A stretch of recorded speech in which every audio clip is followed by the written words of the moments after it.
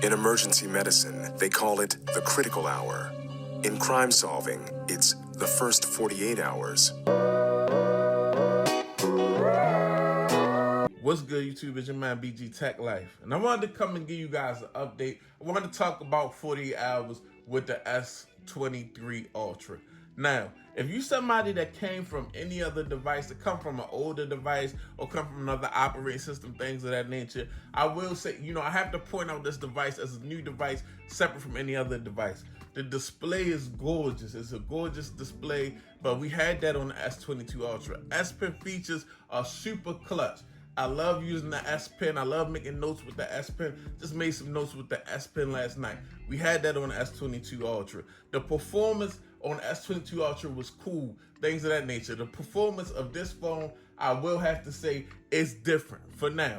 Because this phone, I don't know if it's Samsung UI 5.1. I don't know when the S22 Ultra gets that update. Is it gonna be just as smooth as this device? But I don't think it can be, guys. This device is powerful on another level, because now with Samsung Go, this is the first time that I really feel like fluidity for Samsung is in the conversation. This is a very, very fluid device. The way it's been moving, the way it's been operating, I've been loading it down, I've been moving my workload over to this device, and it's still operating smooth. Just up there with the Pixel, up there with the iPhone, the fluidity is top notch. That's one of the things that I was definitely looking for with the Snapdragon 8 Gen 2. Also, I'm hearing, I haven't personally tested the battery life on this device yet, but I've heard good things about the battery life. So I won't be surprised when later on this week, when I get into battery life, how things go. Now, with that being said, one more thing that I have to point out, build on this device, the way the sides are, it's so much more comfortable in hand. The S22 Ultra had a steep curve, came to a point, I used it in a Pataka case all the time, and it would fatigue my hand because of the weight of the device and the way that it came to a point, and there really wasn't anything to grip, and you was touching the screen a lot of times and didn't know it, because I would be trying to open the app or do something, and I would be thinking my device would be lagging, but a part of my hand that's holding the screen would really just be touching the screen. I love how they made this device thicker. They don't let it come straight to that super pointy side where it's super curved. It's kind of got like a levelness to the curve. I like how they adjusted that. That feels really good. But that's just some small things I wanted to get into about this device. But like I said, if you're coming from any other device and you're picking up this device, this is just a top-notch, top tier. This is the cream of the crop Android device here. Only thing is, you're gonna be paying like you weigh.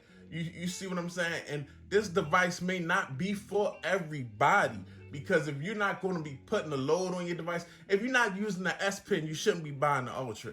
If you're not really like trying to create content or do certain things, or really working off this phone and you need this big display and you want this, you should really probably just get a Galaxy S23 Plus if you into the Samsung ecosystem, if you like Samsung. But yeah, this is an Ultra for a reason, and the price tag is definitely different. So, maybe it could be a little cheaper, yeah, but for right now, Samsung said they charging for that Ultra. So I just feel like we always comparing this device to all other devices.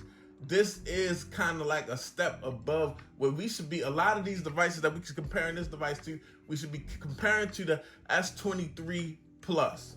The S23 Plus is a really dope device.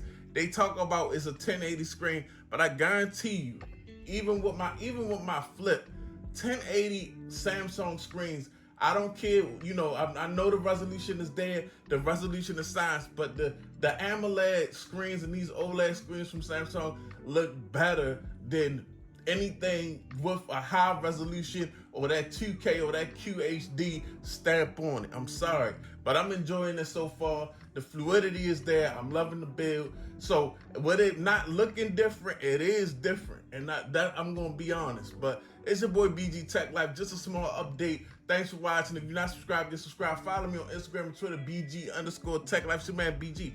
I'm out. Peace.